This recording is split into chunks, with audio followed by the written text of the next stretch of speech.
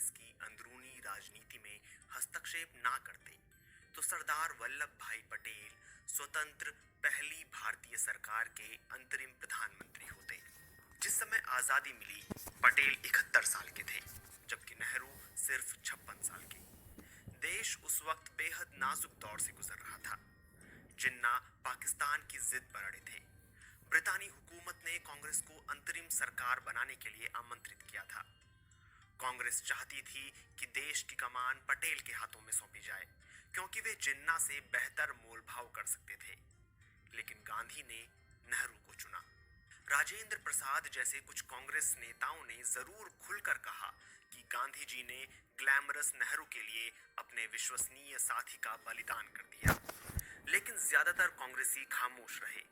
बापू ने देश की बागडोर सौंपने के लिए नेहरू को ही क्यों चुना? आजादी के 77 साल के बाद भी यह सवाल भारत की राजनीति में हमेशा चर्चा में रहा है। इसका कारण तलाशने के लिए हमें ब्रिटिश राज के अंतिम सालों की राजनीति और गांधी के साथ नेहरू और पटेल के रिश्तों की बारीकियों को समझना होगा। वल्लभ भाई पटेल से गांधी की मुलाकात नेहरू से पहले हुई थी। उनके पिता झेवर भाई ने 1857 के विद्रोह में हिस्सा लिया था। तब वे 3 साल तक घर से गायब रहे थे। 1857 के विद्रोह के 12 साल बाद गांधी जी का जन्म हुआ और 18 साल बाद 31 अक्टूबर 1875 में पटेल का, यानी पटेल गांधी से केवल 6 साल छोटे थे, जबकि नेहरू पटेल से 14-15 साल छोटे थे। उम्र में 6 साल का फर्क कोई ज्यादा नहीं होता, इसलिए गांधी और पटेल के बीच दोस्ताना बर्ताव था। पटेल लंदन के उसी लॉ कॉलेज मिडिल टेम्पल से बैरिस्टर बनकर भारत लौटे, जहां से गांधी, जिन्ना, उनके बड़े भाई विठल भाई पटेल और नेहरू ने बैरिस्टर की डिग्रियां ली थी। उन दिनों वल्लभ भाई पटेल गुजरात के सबसे महंगे वकीलों में से एक हुआ करते थे।